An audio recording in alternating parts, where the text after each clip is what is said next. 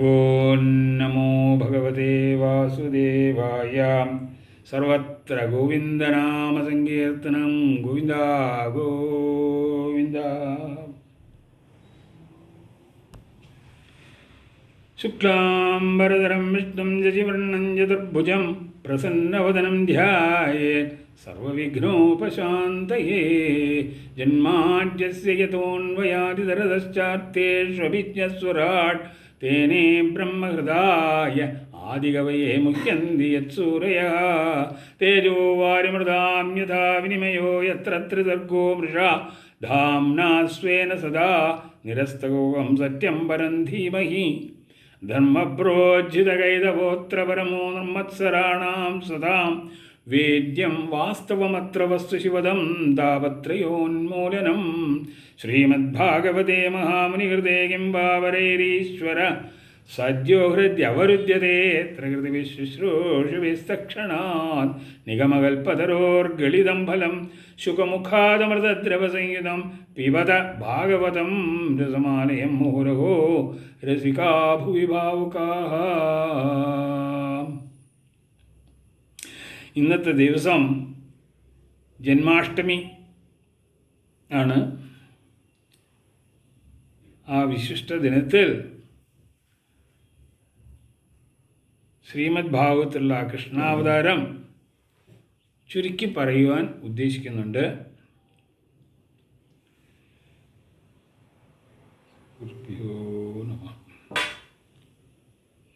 അതായത് പരീക്ഷ മഹാരാജാവ് ബ്രാഹ്മണശാപഗ്രസ്തനായി 7 ദിവസം കൊണ്ട് തക്ഷകൻ കടിച്ച് മരിക്കും എന്നറിഞ്ഞപ്പോൾ എന്താ ചെയ്യേണ്ടത് എന്നറിയാതെ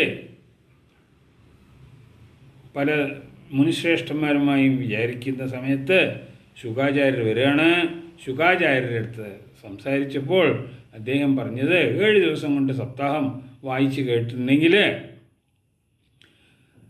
നിങ്ങൾക്ക് മുക്തി കിട്ടും, യാതൊരു വിധമായ ചിന്തയും വേണ്ട, 7 ദിവസം ഉണ്ടല്ലോ എന്ന് പറഞ്ഞത്ര. അങ്ങനെ ഭാഗവത സപ്താഹം തുടങ്ങി 9 സ്കന്ധങ്ങളും വായിച്ചു കഴിഞ്ഞ സമയത്താണ് ശ്രീ ശുക്രാചാര്യർ എന്തു പറയണു, 4 ശ്ലോകം കൊണ്ട് കൃഷ്ണൻ്റെ കഥ ചുരുക്കി അങ്ങോട്ട് വിവരിച്ചു. പരീക്ഷിത്ത് ശ്രീകൃഷ്ണൻ്റെ കഥ വിസ്താരമായിട്ട് കേൾക്കണം പറഞ്ഞിരിക്കുകയാണ്. പക്ഷെ ഇത് പറഞ്ഞപ്പോൾ പരീക്ഷിത്ത് പറയാണ്, അല്ലയോ മഹർഷി, കഥിതോ വംശവിസ്താരോ ഭവതാ സോമസൂര്യയോ രാജ്ഞാഞ്ചോഭയവംശ്യാനാം ചരിതം പരമാദ്ഭുതം. സൂര്യവംശം ചന്ദ്രവംശം എന്നുള്ള 2 വംശത്തിൻ്റെ എല്ലാ കഥകളും വിസ്തരിച്ച് പറഞ്ഞു. പരമാത്ഭുതമായിരുന്നു. എങ്കിൽ യഥോശ്ച ധർമ്മശീലസ്യ നിതരാം മുനിസത്തമ തത്രാംശേതാവന അവതീർണസ്യ വിഷ്ണോർവീര്യാണി ശംസനഃ അവതീര്യതോർവംശേ ഭവതാ ഭൂതഭാവനഃ കൃതവാന്യാനി വിശ്വാത്മാ താനിനോ വധവിരസ്തരാ. ആ യദുവംശത്തിൽ ജനിച്ച ശ്രീകൃഷ്ണൻ്റെ കഥ വിസ്തരിച്ച് പറഞ്ഞു തന്നാലും എന്ന് അഭ്യർത്ഥിക്കുകയാണ്. കാരണം എന്താ അറിയോ, ഈ പരീക്ഷത്ത് അമ്മയുടെ ഗർഭത്തിൽ ഇരിക്കുന്ന സമയത്ത് അശ്വത്ഥാമാവിൻ്റെ അസ്ത്രം കൊണ്ട് ആ ഗർഭസ്ഥ ശിശുവിനെ നശിപ്പിക്കാൻ നോക്കുകയാണല്ലോ. അപ്പോൾ ഭഗവാൻ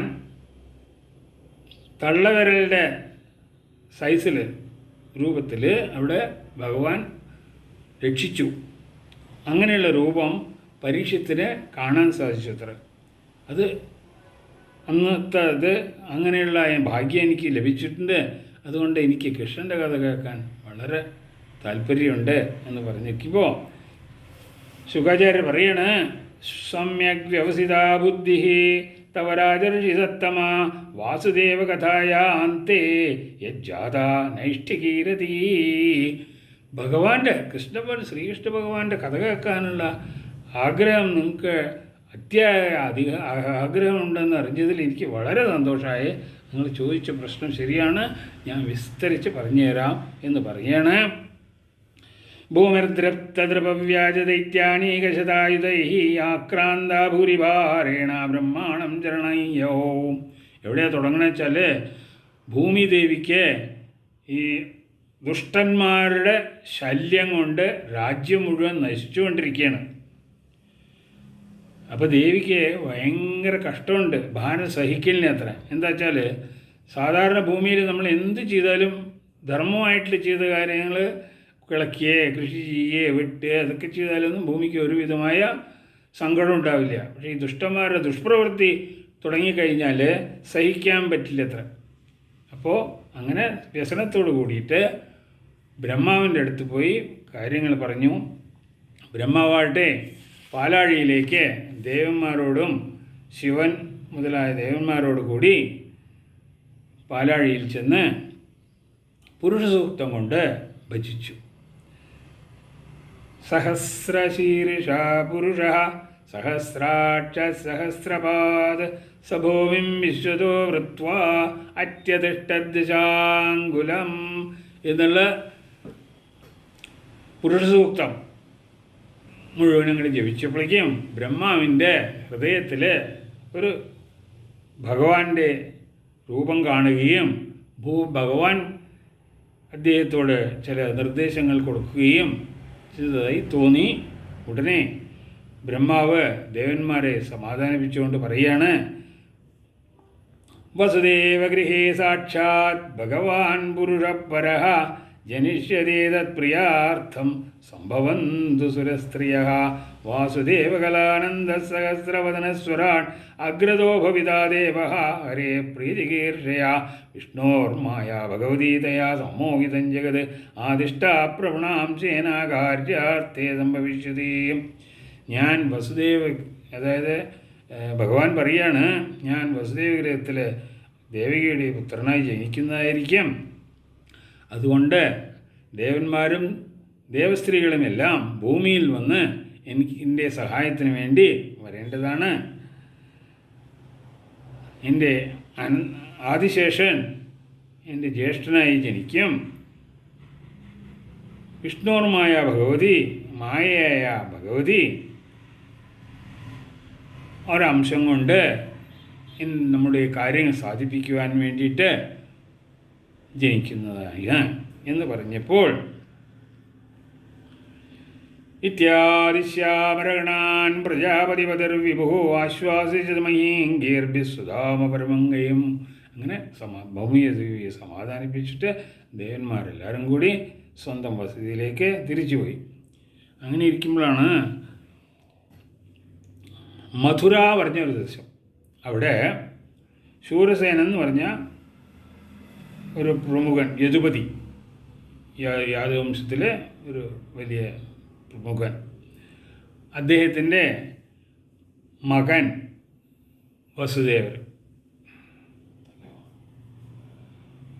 വസുദേവർക്ക്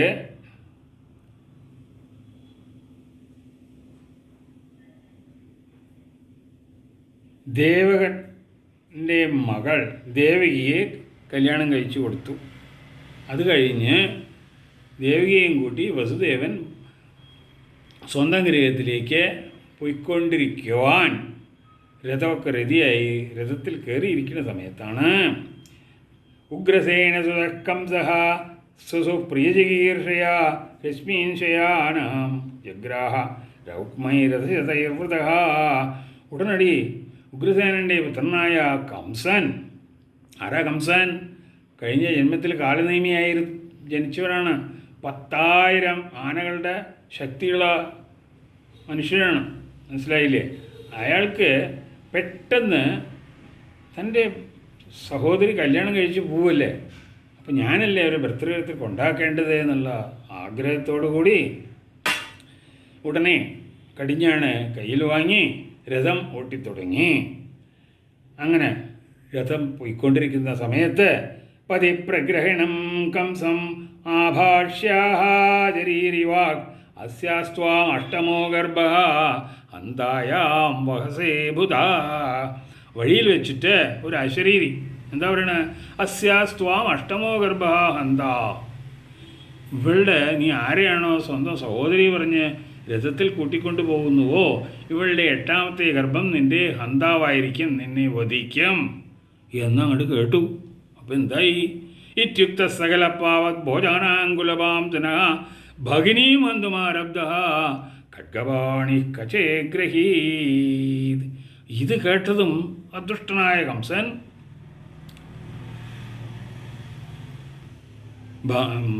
സ്വന്തം സഹോദരിയെ കൊല്ലുവാനായി വാളെടുത്ത് സഹോദരിയുടെ തലയ്ക്ക് പിടിച്ച് കഴുത്ത് വെട്ടുവാൻ ശ്രമിക്കുകയാണ്. എന്താ ചെയ്യുക ഈ സമയത്ത്? വസുദേവർ കല്യാണം കഴിച്ചപ്പോൾ വന്നുകൊണ്ടിരിക്കുകയാണ്. ആ ഭാര്യയെ രക്ഷിക്കേണ്ടത് വസുദേവരുടെ കഥയാണ്. പക്ഷേ പറ്റില്ലല്ലോ, ഇയാളുടെ അടുത്ത് യുദ്ധം ചെയ്തിട്ടൊന്നും നടക്കില്ല. അപ്പോൾ സാമദാന ഭേദദണ്ഡം 4 ഉപായങ്ങളാണ് സാധാരണ പറയാറുള്ളത്. അപ്പോൾ ഭേദവും ദണ്ഡമൊന്നും ഇയാളുടെ അടുത്ത് വില പോവില്ല. യുദ്ധം ചെയ്തിട്ടോ അല്ലെങ്കിൽ ചീത്ത പറഞ്ഞിട്ടൊന്നും കൊണ്ടുവരാൻ പറ്റില്ല. സാമം നോക്കിയാലോ എന്ന് വിചാരിച്ചു. സാമം എന്ന് പറഞ്ഞാൽ സ്തുതിച്ചുകൊണ്ട് അദ്ദേഹത്തെ വശപ്പെടുത്താൻ ശ്രമിച്ചു.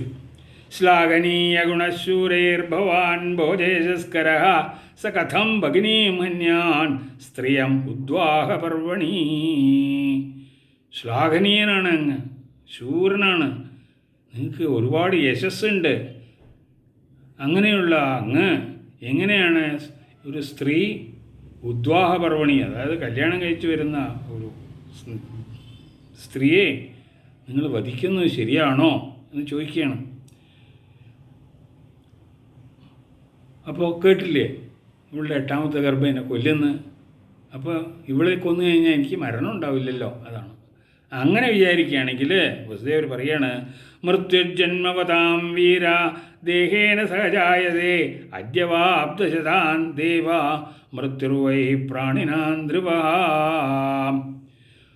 ജനിച്ചവർക്കൊക്കെ മരണമുണ്ട്. അത് ഇന്ന് നടക്കുമോ 100 വർഷം കഴിഞ്ഞ് നടക്കുമോ അതൊന്നും ആർക്കും പറയാൻ പറ്റില്ല. അവനവൻ്റെ കർമ്മം ഫലം പോലെ ഉണ്ടായിരിക്കും. അതുകൊണ്ട് അതിനുവേണ്ടി നീ ഇവിടെ കൊന്നു കഴിഞ്ഞാൽ എനിക്ക് മരിക്കാതിരിക്കാനൊന്നും പറ്റില്ല. അത് വിചാരിച്ച് നിങ്ങൾ കൊല്ലരുത്. അതുകൊണ്ട് അവളെ വിട്ടു തരണേ എന്ന് പ്രാർത്ഥിക്കുകയാണ്. കംസൻ അനങ്ങില്ല. അപ്പോൾ അടുത്തത് എന്താ? ദാനം. അതാണല്ലോ അടുത്തത് ഉപായം. അപ്പോൾ പറയാണ്, ഇവളിപ്പോൾ കല്യാണം കഴിച്ചിട്ട് ഗർഭം ധരിച്ചോളണമെന്നൊന്നുമില്ലല്ലോ. ഗർഭം ധരിച്ച 8 കുട്ടികൾ ഉണ്ടായിക്കൊള്ളണമെന്നൊന്നുമില്ലല്ലോ. അഥവാ അങ്ങനെ ആവുകയാണെങ്കിൽ അത് ആൺകുട്ടിയായാലും പെൺകുട്ടിയായാലും ഞാൻ എല്ലാത്തിനെയും നിൻ്റെ കയ്യിൽ കൊണ്ടുതരാം. നീ എന്ത് വേണോ അതുപോലെ ചെയ്തോളൂ എന്ന് പറഞ്ഞപ്പോൾ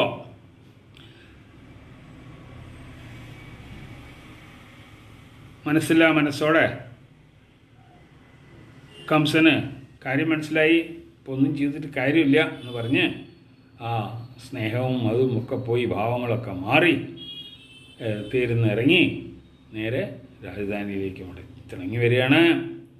വസുദേവരാണെങ്കിൽ ജീവൻ പോയ ഇത് തിരിച്ചു കിട്ടിയ പോലെ സന്തോഷത്തിൽ വന്നു രാജധാനിയിലെത്തി.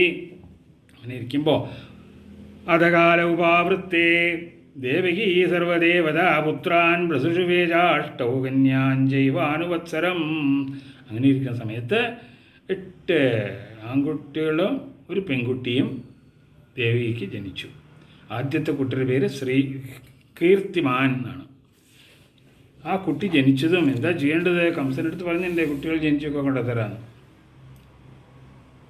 കുട്ടിയെ എടുത്തിട്ട് പോയി കംസന് കൊണ്ടു കൊടുക്കാൻ പോയപ്പോൾ ദൃഷ്ട്വാ സമത്വം ദച്ചൗരേ സത്യേ ദൈവ വ്യവസ്ഥിതം കംസസ്തുഷ്ടമനാരാജന് പ്രഹസൻ ഇതമബ്രവീത്. ദുഷ്ടനായ കംസനോട് നല്ല സ്വഭാവം ഉണ്ടായത്ര. അതായത് ദുഷ്ടജനങ്ങൾക്ക് നല്ല സ്വഭാവം ഉണ്ടായാൽ സജ്ജനങ്ങൾക്ക് കഷ്ടം എന്നാണ് പറയാറ്. അതായിരിക്കാം, അറിയില്ല. പ്രതിയാതു കുമാരോയം നഹ്യസ്മാദസ്തിവേ വയം അഷ്ടമാദിവയോർ ഗർഭാൻ മൃത്യുർമേ വിഹിതക്കില. ഈ കുട്ടിയെ കൊണ്ടുപോയിക്കോളൂ, എത്ര ചന്തമുണ്ട്, എത്ര ഇതായിരിക്കണോ, ഓമനയായിരിക്കണോ, അതുകൊണ്ട് ഇത് എന്നെ കൊല്ലാൻ പോണില്ല. എന്നിട്ട് 8ാമത്തെ കുട്ടി കൊള്ളിയെന്നല്ലേ പറഞ്ഞിരിക്കണേ എന്ന് പറഞ്ഞ് തിരിച്ചു കൊടുത്തപ്പോൾ വസുദേവർ വിചാരിച്ചത്ര ഇപ്പോൾ എന്ത് ചെയ്യാൻ ചെയ്തിട്ടുണ്ടെങ്കിൽ നമുക്ക് വലിയ സങ്കടമൊന്നും തോന്നിയിട്ട് കാര്യമില്ല, നിർത്തിയില്ല. ഇനിയിപ്പോൾ ഇതിനെ വീട്ടിൽ കൊണ്ടുപോയിട്ട് അതിനെ വളർത്തി അതിനെ ലാളിച്ച് വലുതായ കുഴിയിടണം, നീ കൊണ്ടുപോകാമെന്ന് പറഞ്ഞാൽ എന്തായിരിക്കും സ്ഥിതി? കഷ്ടകാലം, ഒന്നും ചെയ്യാൻ പറ്റില്ലല്ലോ എന്ന് പറഞ്ഞ് തിരിച്ചു പോവുകയാണത്രേ.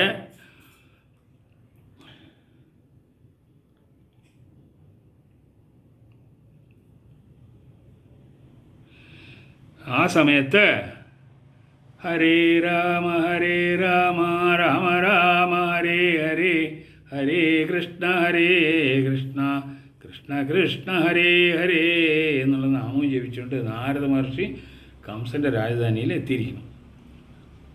പറഞ്ഞു, കംസ, ദേവലോകത്തിൽ എന്താ ആൾക്കാരൊക്കെ എത്ര സന്തോഷം അറിയോ? നീ ആ വസുദേവൻ്റെ കുട്ടിയെ തിരിച്ചയച്ചു എന്ന് പറഞ്ഞാണല്ലോ. അവരൊക്കെ കൂടി ആഘോഷിക്കുകയാണ്. ആ വസുദേവനാകട്ടെ, യദുവംശത്തിലുള്ളവരാകട്ടെ, ഈവൻ നിങ്ങളുടെ ഫാദർ അച്ഛനായ ഉഗ്രസേനാവട്ടെ, എല്ലാം യാദവന്മാരാണ്, വിഷ്ണുവിൻ്റെ അംശങ്ങളാണ്. അതുകൊണ്ട് ഞാൻ വിചാരിച്ചു നിനക്ക് കുറച്ച് ബുദ്ധിയൊക്കെ ഉണ്ടാവുമെന്ന്. എന്തിനാ ഇത് പറഞ്ഞതെന്ന് വെച്ചാൽ, ഭൂമേർ ഭാരായമാണാനാം ദൈത്യാനാഞ്ച വധോദ്യമം, ഭൂമിയിലുള്ള ദൈത്യന്മാരെല്ലാം വധിച്ച് ഭൂമിയുടെ ഭാരം നശിപ്പിക്കണമെങ്കിൽ ഇങ്ങനൊരു ഉപദേശം കൊടുത്തേ പറ്റൂ എന്ന് പറഞ്ഞിട്ടാണ് നാരദൻ വന്നിരിക്കുന്നത്. അതറിഞ്ഞതും വസുദേവൻ പറഞ്ഞു, കുട്ടിയെ കൊണ്ടുവരൂ. കംസൻ പറഞ്ഞു, കുട്ടിയെ കൊണ്ടുവരൂ. വസുദേവൻ കൊണ്ടുവന്നു, അതിനെ വധിച്ചു. അങ്ങനെ 6 എണ്ണവും വധിച്ചു. അതിൻ്റെ ഇടയിൽ ഈ ദേവകിയും വസുദേവനെ കൂട്ടി ജയിലിലിട്ടു. ഉഗ്രസേന മഹാരാജ് സ്വന്തം അച്ഛൻ അയാളെയും കൊണ്ട് ജയിലിലിട്ടു. അങ്ങനെ ഇരിക്കുന്ന സമയത്ത് എങ്ങനെയാണ് കംസൻ്റെ രാജധാനിയും ഭരണവും ഇരിക്കുന്നത് വെച്ചാൽ, പ്രളംബവകചാണൂരതൃണാവർത്ത മഹാശനേ മുഷ്ടികാരിഷ്ടദ്വിവിധ പൂതനാ കേശിതേനുകൈ. പ്രളംബൻ, ഭഗൻ, ചാണൂരൻ, തൃണാവർത്തൻ, മഹാശനി, മുഷ്ടികൻ, അരിഷ്ടൻ, ദ്വിവിധൻ, പൂതന, കേശി, ധേനുകൻ എന്നുമുള്ള ആൾക്കാരാണ് അയാളുടെ മന്ത്രിമാർ. എല്ലാം ദുർമതിയോടുകൂടിയും ദുഷ്ടവിചാരത്തോടുകൂടിയും ഇരിക്കുന്നവരാണ്. അങ്ങനത്തെ മന്ത്രിമാരോടുകൂടിയാണ് രാജ്യഭാരം നടത്തിക്കൊണ്ടിരിക്കുന്നത് കംസൻ. മാത്രമല്ല അയാളുടെ ഫ്രണ്ട്സ് ആരൊക്കെ അറിയാം? കുരു, പാഞ്ചാല, കേകയാൻ, ശാൽവാൻ, വിദർഭാൻ, നിഷദാൻ, വിദേഹാൻ, കോസലാനഭി. അങ്ങനെ ജരാസന്ധൻ, ശിശുപാലൻ, അങ്ങനെ അനവധി ദുഷ്ടരാജാക്കന്മാരൊക്കെ അയാൾക്ക് ഇതുണ്ട്. ജരാസന്ധൻ കംസൻ്റെ അമ്മയ്യച്ഛനാണ്, മനസ്സിലായില്ലേ? അങ്ങനെ ഇരുന്ന് 6 കുട്ടികളെയും കൊന്നു. 7ാമത്തെ ഗർഭം ദേവകി ധരിച്ച സമയത്ത് ഭഗവാനപി വിശ്വാത്മാ വിദിത്വാ കംസജം ഭയം യദൂനാം നിജനാഥാനാം യോഗമായ സമാവിശത്. അതായത് ഈ ഗർഭം ഇതുപോലെ നശിച്ചാലേ ശരിയാവില്ല എന്ന് പറഞ്ഞ് മഹാവിഷ്ണു എന്ത് ചെയ്തു? യോഗമായി വിളിച്ച് പറഞ്ഞു, ഗച്ഛതേ വിവ്രജം ഭദ്രേ ഗോപഗോപിരലങ്കൃതം രോഹിണീ വസുദേവസ്യ ഭാര്യാസ്തേ നന്ദഗോകുലേ.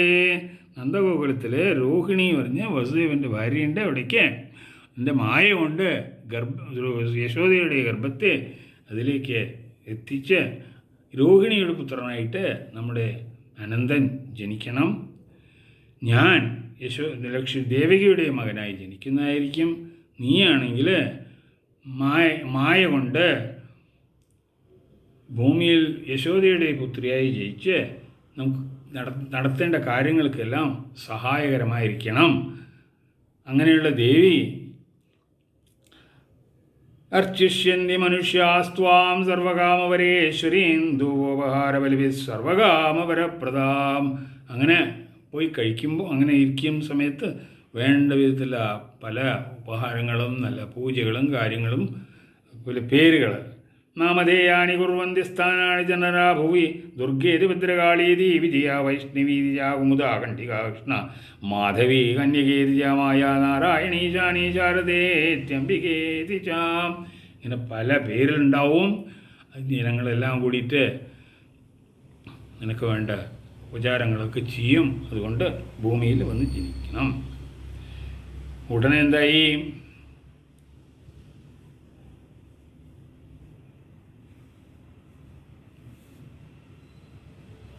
ശരി, അങ്ങ് പറഞ്ഞ പോലെ ചെയ്യാം എന്ന് പറഞ്ഞു. രോഹിണി ഗർഭത്തിലേക്ക് മാറ്റി. രോഹിണി പ്രസവിച്ചു. ജനങ്ങളൊക്കെ എന്ന് വിചാരിച്ചു, അയ്യോ 7ാമത്തെ കുട്ടി അലസിപ്പോയല്ലോ എന്ന് പറഞ്ഞ് സങ്കടപ്പെട്ടുകൊണ്ടിരിക്കുന്ന സമയത്ത് ഭഗവാൻ എന്ത് ചെയ്തു? ഭഗവാനപി വിശ്വാത്മാ ഭക്താനാമ ഭയങ്കര ആവേശാംശഭാഗേനാമന ആനകതുന്തുവേ. ഭഗവാൻ തൻ്റെ സ്വന്തം ഒരു അംശം കൊണ്ട് ആനകതുന്തുവി പറഞ്ഞാൽ വസുദേവരെ പ്രവേശിച്ചു. ആ വസുദേവനിൽ നിന്ന് തതോ ജഗന്മംഗളമച്യുതാംശം സമാഹിതം ശൂരസുതേന ദേവി ദധാര സർവാത്മകമാത്മബോധം കാഷ്ഠ യഥാ ആനന്ദകരം മനസ്തക. ആ ഗർഭം, ആ മനസ്സിലുള്ള ചിന്ത കൊണ്ട് വസുദേവരിൽ നിന്ന് ദേവകി ഗർഭം ധരിച്ചു. ഇങ്ങനെ ഇരിക്കുന്നു. ജഗന്മംഗളം അച്യുതാംശം, ഭഗവാന്റെ അംശമാണ് ഗർഭത്തിലിരിക്കുന്നത്. ജഗത്തിൻ്റെ എല്ലാം നായകനായ ഭഗവാന്റെ. അപ്പോൾ എന്ത് പ്രസന്നതയുണ്ടാവും ആ ദേവി. സാധാരണ സ്ത്രീകൾ ഗർഭം ധരിച്ചിട്ടുണ്ടെങ്കിൽ വളരെ സൗന്ദര്യം കൂടും എന്നല്ലേ പറയാറ്. അങ്ങനെ ഇരിക്കുന്ന ദേവികയെ, കാരാഗ്രഹത്തിലിരിക്കുന്ന ദേവികയെ കാണാൻ വേണ്ടിയിട്ട് കംസം വന്നു. എന്താ 8ാമത്തെ കുട്ടിയാണേ, ഇത് നമ്മളെ കൊല്ലുമല്ലോ, ഇപ്പം തന്നെ ഇത് ശരിയാക്കാം, എന്തെങ്കിലും ചെയ്യണമെന്ന് പറഞ്ഞിട്ട് താം വീക്ഷ്യ കംസ പ്രഭയാജിതാന്തരാം വിരോചയന്തേം ഭവനം ശുചിസ്മിതാം ആഹൈഷമേ പ്രാണഹതോ ഹരിർഗുവാം ധ്രുവം ശ്രുതോ എന്ന പരേയമീദൃശീ കിമദ്യ തസ്മിൻ കരണീയമാചു മേ യഥർത്ഥതന്ത്രോ ന വിഹന്തി വിക്രമം സ്ത്രീയാ സ്വസുചി ഗുരുമത്യാവതോയം യശശ്രിയം ഹന്ത്യനുകാലമായു. കണ്ടിട്ട് സഹിക്കില്ല, എന്താ ചെയ്യേണ്ടത് അറിയില്ല. ഇപ്പോൾ കൊന്നു വയ്ക്കുക. എന്തൊക്കെയാണ് മോശപ്പേര് വരിക? യശസ് പോവും, സ്വസു അതായത് സഹോദരിയെ കൊന്നു പറയും, സ്ത്രീയെ കൊന്നു പറഞ്ഞു, ഗർഭിണിയെ കൊന്നു എന്ന് പറയും. അതുകൊണ്ട് കാലം മുഴുവൻ വേണ്ടാത്ത ചീത്തപ്പേരും കൊണ്ട് ജീവിക്കേണ്ടി വരും. ഏതായാലും ജനിക്കട്ടെ, അതിന് ശേഷം നോക്കാമെന്ന് പറഞ്ഞ് ഭയഭീതുവായിട്ട് എപ്പോൾ നോക്കിയാലും പേടിയാണ്. രാജധാനിയിലേക്ക് തിരിച്ചു വരികയാണ്. ഇങ്ങനെ ഇരിക്കണേ. അപ്പോൾ ആസീന സംവിശംസ്തിഷ്ടൻ മുഞ്ചാനപര്യടൻ മഹീം ചിന്തയാനോരീകേശം അപശ്യത്തന്മയം ജഗത്ത്. എവിടെ നോക്കിയാലും ഭഗവാനെയാണ് അത്ര കാണുന്നത്. പേടിയുണ്ട്. സാധാരണ ഭക്തിയല്ല, പേടി, ഭയഭക്തി എന്ന് പറയും. ആ ആസീനഹ ഇരുന്നാൽ, അയ്യോ ഇവിടെ ഇരിക്കണ്ടല്ലോ, ഭഗവാൻ ഉണ്ടാവുക. സംവിശംസ്തിഷ്ടന് നിന്നാലോ, അയ്യോ ഭൂമിയുടെ മുകളിലാണ് നിൽക്കണം, അയ്യോ അവിടെ ഭഗവാൻ ഉണ്ടാവുമോ? ഭുഞ്ചാനഹ ആഹാരം കഴിക്കുകയാണ്, അന്നത്തിൽ ദൈവമാണല്ലോ, അപ്പോൾ അയ്യോ അവിടെ ദൈവം ഉണ്ടാവുമോ? അങ്ങനെ ഓരോന്നിനും പോകുമ്പോഴും നടക്കുമ്പോഴും എല്ലാ സമയത്തും ദൈവം ദൈവം ദൈവം ദൈവം എന്ന് പറഞ്ഞുള്ള ചിന്തയോട് കൂടിയിട്ട് പേടിച്ചുകൊണ്ട് അങ്ങനെ ഇരിക്കുകയാണ്. ആ സമയത്ത് ദേവന്മാരെല്ലാം കൂടി സന്തോഷം കൊണ്ട് ആ കാരാഗ്രഹത്തിൽ വന്ന് ഭഗവാനെ സ്തുതിക്കുകയാണ്. സത്യവ്രതം സത്യപരം ത്രിസത്യം സത്യസ്യ യോനിന്നീതഞ്ച സത്യേ സത്യസ്യ സത്യം ഋതമത് സത്യനേത്രം സത്യാത്മകം ത്വാം ശരണം പ്രപന്നാം. അല്ലയോ ഭഗവാനെ, ഞങ്ങളുടെ അപേക്ഷ കേട്ട് അങ്ങ് ഇവിടെ ഭൂമിയിൽ അവതരിക്കാൻ പോവുകയാണല്ലോ. സത്യം മാത്രം അനുഷ്ഠിക്കുന്നവനും സത്യാവസ്ഥ തന്നെ സർവോപരിയായി വർത്തിക്കുന്നവനും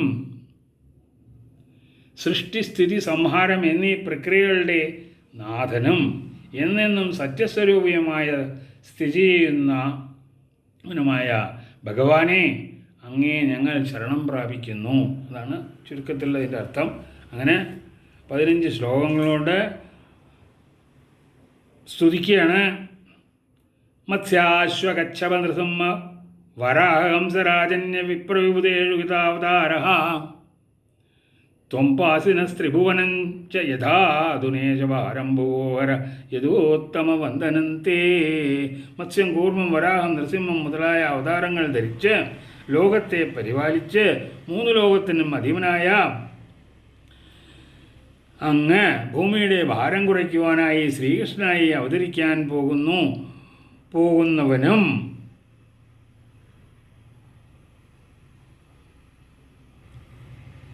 ഞങ്ങളെയെല്ലാം രക്ഷാകർത്താവുമായിരിക്കുന്ന അങ്ങയെ ഞങ്ങൾ സാഷ്ടാംഗം നമിക്കുന്നു എന്ന് പറഞ്ഞു.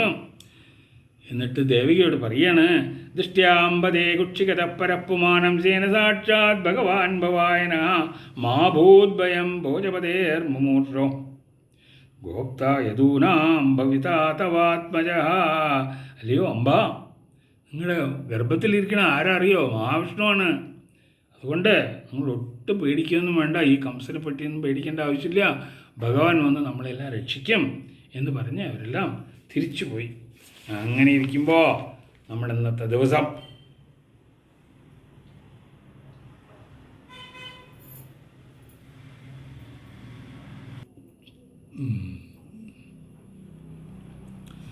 സർവത്ര ഗോവിന്ദനാമസങ്കീർത്തനം ഗോവിന്ദ ഗോവിന്ദ.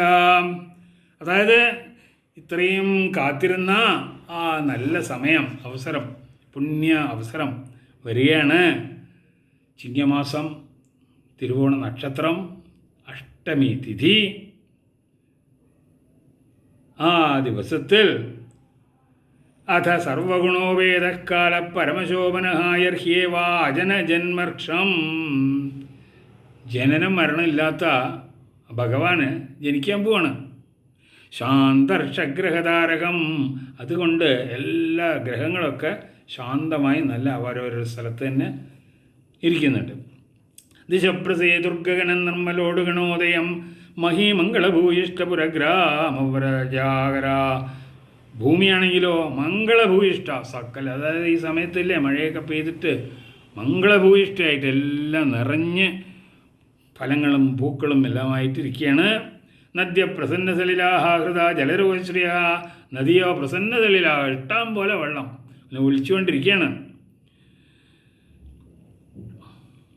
ദ്വിജാളികുലസന്നാടസ്തപക വനരാജേഹാം.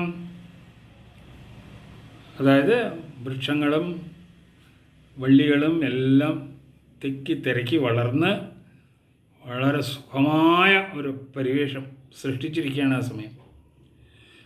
വായു സുഖസ്പർശ പുണ്യഗന്ധവ ശുചി അഗ്നേശ്ച ദ്വിജാതീനാം ശാന്താസ്തത്ര സമിന്ധതാ. വായുവാണെങ്കിലോ സുഖസ്പർശം, പുണ്യഗന്ധം, അതായത് നല്ല വാസനയോട് കൂടിയുള്ള വായു, കാറ്റ് അടിച്ചുകൊണ്ടിരിക്കുകയാണ് അത്ര ആ സമയത്ത്. അഗ്നേശ്ചദ്വിജാതീനാം ശാന്താസ്തത്ര സമിന്ധത. ബ്രാഹ്മണർക്ക് ഉപാസനത്തിൻ്റെ അഗ്നി ഉണ്ടാവും പണ്ടൊക്കെ, അത് അങ്ങനെ നല്ലോണം ജ്വലിച്ചുകൊണ്ടിരിക്കണമെന്നാണ് പറയുന്നത് ആ രാത്രി. മനാംസ്യാതൻ പ്രതന്നാനി സാധൂനാമസുരദ്രുഹം. സജ്ജനങ്ങൾക്കൊക്കെ മനസ്സിൽ ഭയങ്കര സന്തോഷമാണ് അത്ര ഉണ്ടായത്. ജായമാനേ ജനേതസ്മിൻ നേതൃദുന്ദുഭയോദിവി. അങ്ങനെ ഭഗവാൻ വരണമെന്ന് പറഞ്ഞിട്ട് ദേവന്മാരെല്ലാം വന്ന് ദുന്ദുഭയവാദ്യം മുഴക്കി.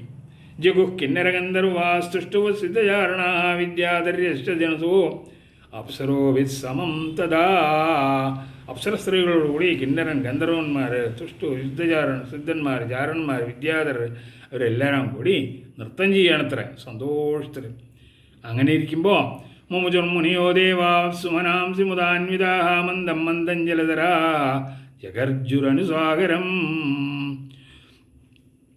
നല്ല സന്മനസ്സോട് കൂടിയിട്ടുള്ളത് മുനികൾ, ദേവന്മാർ എല്ലാം കാത്തിരിക്കുന്ന സമയത്ത്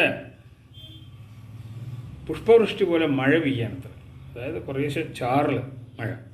എന്നാൽ സമുദ്രത്തിലാണെങ്കിലോ ജഗർജുരനുസാഗരം, ആഴെ അടിച്ചങ്ങനെ പുഴക്ക് കിടത്തുന്നത്. ഭഗവാൻ വരാൻ പോണ്ടല്ലോ, അതിൻ്റെ സന്തോഷമായിരിക്കാം ഒരു പക്ഷേ. അങ്ങനെ ഇരിക്കുന്ന സമയത്ത് നിശീതേ തമോദ്ഭൂതേ ചായമാനേ ജനാർദ്ദനേ ദേവയ്ക്യാം ദേവരൂപിണ്യാം വിഷ്ണു സർവഗുഹാശയ ആവിരാസേത്യഥാ പ്രാച്യാം ദിശീന്ദുരിവ പുഷ്കലഃ. ആ സമയത്ത് രാത്രി, അർദ്ധരാത്രിയാണ്.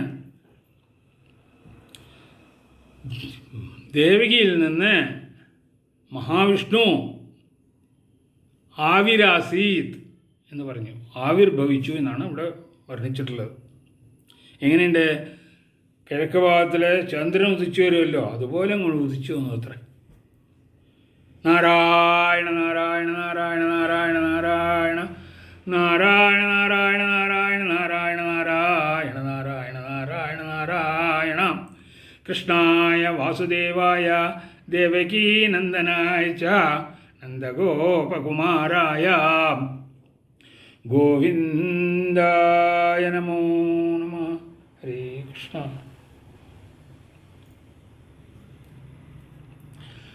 അപ്പോൾ അങ്ങനെ ഭഗവാൻ അവതരിച്ചു. ആ ഭഗവാൻ എങ്ങനെ ഉണ്ടായിരുന്നു എന്ന് നമുക്കറിയണ്ടേ.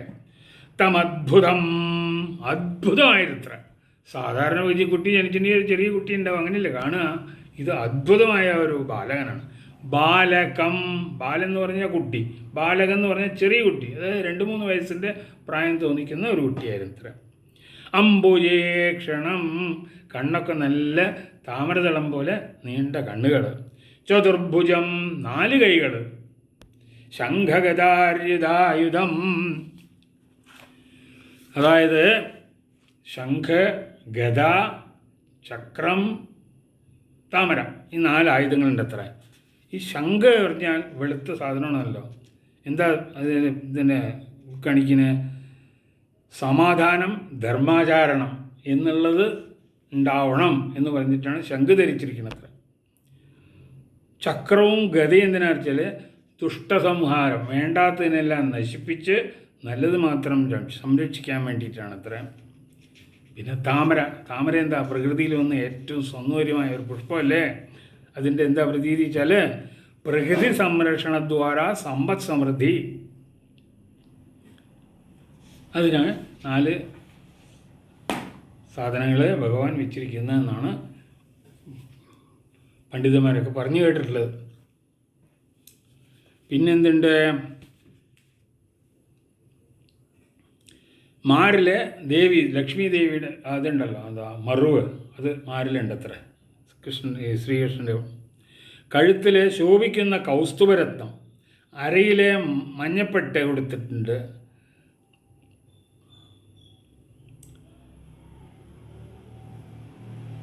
മഹാർഹ വൈഡൂര്യ കിരീട കുണ്ടല തുഷാപരിഷുക്ത, അതായത്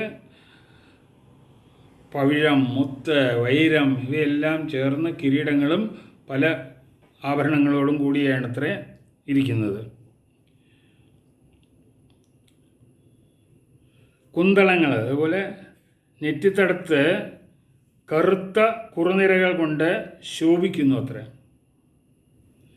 കൈകളിൽ വളകൾ, അരയിൽ ഉഡ്യാണം.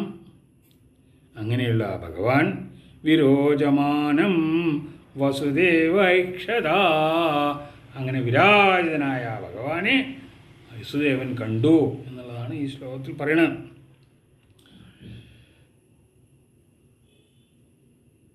അപ്പോൾ വസുദേവർക്ക് ഭയങ്കര സന്തോഷമായി. ആ ജയിലിൽ ഇരുന്നുകൊണ്ട് മനസ്സുകൊണ്ട് ഒരുപാട് ബ്രാഹ്മണർക്കൊക്കെ പശുദാനവും ഇത്യാദി കർമ്മങ്ങളൊക്കെ ചെയ്യാൻ മനസ്സിൽ വിചാരിച്ചു. അവിടുന്ന് ഒരു കാരാഗ്രഹത്തിൽ ചെയ്യാൻ പറ്റില്ലല്ലോ. അങ്ങനെ ഇരിക്കുമ്പോൾ ഭഗവാനെ കണ്ട് സ്തുതിക്കുകയാണ് ആര്? വസുദേവർ. അങ്ങനെ ആരാണെന്ന് എനിക്ക് മനസ്സിലായി. നിങ്ങൾ ജഗത്തിനെല്ലാം പാലകനാണ്, പരബ്രഹ്മമാണ്, അതുകൊണ്ട് ഞങ്ങളെ രക്ഷിക്കാൻ വേണ്ടി വന്നതാണ് എന്നെല്ലാം ഞാൻ മനസ്സിലാക്കി എന്ന് പറഞ്ഞ് കുറേ ശ്ലോകങ്ങളോട് സ്തുതിക്കുകയാണ്. അത് കഴിഞ്ഞ് ഉടനെ തന്നെ ദേവകി കൃഷ്ണനെ നോക്കിയിട്ട് പറയാണ്,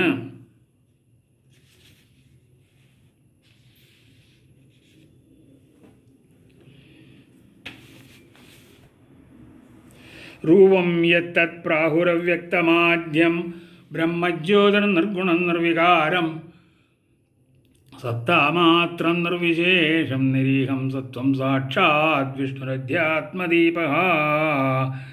ഈ രൂപം ഞാൻ മുമ്പും കണ്ടിട്ടുണ്ട്. വളരെ വിശേഷിച്ച് ഞങ്ങൾ ഒരുപാട് കാര്യങ്ങളിൽ സഹായിച്ചിട്ടുണ്ട്. അങ്ങനെയുള്ള ഭഗവാൻ വിഷ്ണു തന്നെയാണ് അങ്ങ് എന്ന് പറഞ്ഞ് കുറേ ശ്ലോകങ്ങൾ കൊണ്ട് സ്തുതിച്ചതിന് ശേഷം പറയുകയാണ്, അല്ലയോ ഭഗവാനെ, ഉപസംഹര വിശ്വാത്മൻ അതോ രൂപമലൗകികം ശംഖചക്രഗദാപത്മശ്രീയാജുഷ്ടം ചതുർഭുജം. ഈ ശംഖചക്രഗദ അതൊക്കെ വെച്ചിട്ടുള്ള ഭഗവാന് അങ്ങയുടെ രൂപം കാണുമ്പോൾ തൊഴാനാണ് തോന്നുന്നത്. എനിക്ക് സാധാരണ കുട്ടിയായിട്ട് കാണാൻ ആഗ്രഹിക്കുന്നു.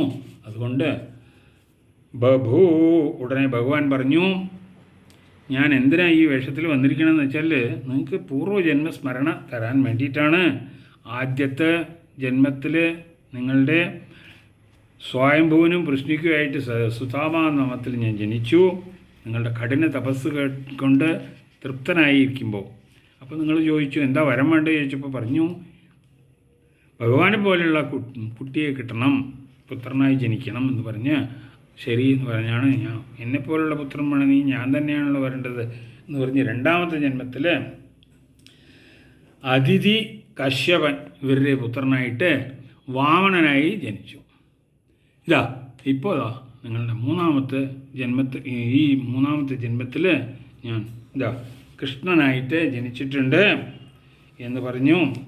യുവാമാം പുത്രഭാവേന ബ്രഹ്മഭാവേന ചാസകൃത് ചിന്തയന്തൗ കൃതസ്നേഹൗ യസ്യേതേ മദ്ഗതിം പരാം. നിങ്ങൾ പുത്രഭാവത്തിലോ ദൈവമായിട്ടോ ചിന്തിച്ചുകൊണ്ട് നിങ്ങൾക്ക് സൽഗതി പ്രാപിക്കാൻ സാധിക്കും എന്ന് പറഞ്ഞ് ഇത്യുദ്വാദരീതീഷ്ണീം ഭഗവാനാത്മമായ പിത്രോ സംപശ്യതോ സദ്യ ബഭൂവ പ്രാകൃത ശിശു. ഇങ്ങനെ പറഞ്ഞുകൊണ്ട് ഉടനെ തന്നെ അച്ഛനമ്മമാരുടെ മുമ്പിൽ വെച്ച് തന്നെ കാണാൻ പറ്റി ബഭൂവ പ്രാകൃത ശിശുവായി മാറി മായ കൊണ്ട്. ഭഗവാൻ പറഞ്ഞിട്ടുണ്ട്, നിങ്ങൾക്ക് ഇവിടെ പേടിയാണെന്നുണ്ടെങ്കിൽ എന്നെ കൊണ്ടുപോയിട്ട് ഗോകുലത്തിൽ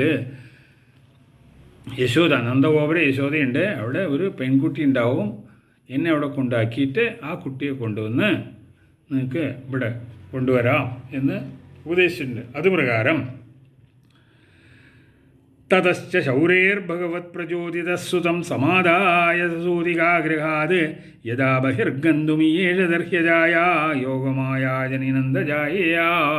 അങ്ങനെ ആ കുട്ടിയെയും കൊണ്ട് പുറത്തേക്ക് പോകണമെന്ന് വിചാരിക്കുന്ന സമയത്ത് അവിടെ കാരാഗ്രഹമൊക്കെ അടച്ചിരിക്കുകയല്ലേ. കാരാഗ്രഹം എപ്പോഴാണ് ഉണ്ടാവുക? അന്ധകാരം, അതായത് നമുക്ക് ഒന്നിലും ഒരു അറിവില്ലായ്മ വരുമ്പോഴാണ് വരുന്നത്. ഇവിടെ ആരാ വന്നിരിക്കണേ? ഭഗവാനാണ്. സർവജ്ഞാനിയായ ഭഗവാൻ വന്നപ്പോൾ എല്ലാ ബന്ധനങ്ങളും ഇല്ലാതായി, വാതിൽ തനിയെ തുറന്നു. ആ കുട്ടിയെ എടുത്തുകൊണ്ട് വസുദേവർ പോവാണ്. പോകുന്ന സമയത്ത് മഴ പെയ്യുന്നുണ്ട്. അനന്തശേഷം വന്ന് കുടയായി പിടിക്കണു. പോയി എഴുന്നു യമുനാ നദി എത്തി. യമുനാ നദി എത്തിങ്ങനെ കാഹളം പോലെ അങ്ങനെ ഒഴുകുകയാണ്, നിറഞ്ഞൊഴുകുകയാണ്. എങ്ങനെയാണ് കടന്നു പോവാന്ന് വസുദേവർ വിചാരിക്കുന്ന സമയത്ത് അശരീരി വന്നു. ആ കാലിൽ വെള്ളത്തിൽ തട്ടിച്ചാൽ മതി, പാദം തൊടാനുള്ള ആഗ്രഹത്തിലാണ് അങ്ങനെ സന്തോഷിക്കുന്നത് എന്ന് പറഞ്ഞു. ആ വെള്ളം കൊണ്ട് പാദസ്പർശം ചെയ്യിച്ചു ഭഗവാന്റെ. അങ്ങനെ ഇരിക്കുന്ന അവിടെ എവിടെ പോവുകയാണെങ്കിലും മുട്ടിന് വെള്ളം ഉണ്ടാവും അത്ര ആ പുഴയിൽ. അങ്ങനെ ലെവലിൽ വന്നു, കടന്നുപോയി. നന്ദഗോകുലത്തിൽ പോയപ്പോൾ അവിടെ ഒരു സ്ത്രീ പ്രസവിച്ച് കിടക്കുകയാണ്, ഉറങ്ങിക്കിടക്കുക. ഇങ്ങനെ ഒരു പ്രസവിച്ചിട്ടുണ്ടെന്നും ഒന്നും അറിയില്ല, എല്ലാം മായയാണല്ലോ. ആ മായയെ ഈ കൊണ്ടുപോയ ശ്രീകൃഷ്ണനെ അവിടെ കിടത്തിയിട്ട് മായയും കൊണ്ട് വസുദേവർ തിരിച്ചു വന്നു.